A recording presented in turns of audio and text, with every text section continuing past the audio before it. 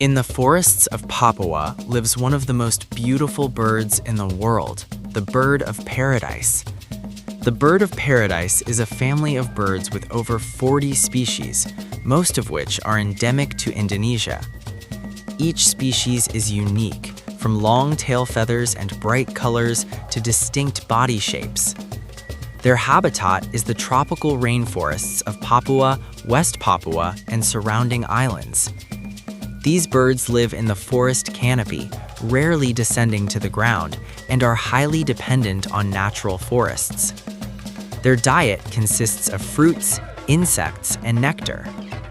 Male birds of paradise are known for their elaborate mating dances to attract females. Sadly, several species of birds of paradise are now threatened with extinction due to hunting and forest destruction. The bird of paradise is also a symbol of Indonesia's beauty, culture, and natural richness. Protecting the bird of paradise means protecting the forest and the future of our environment.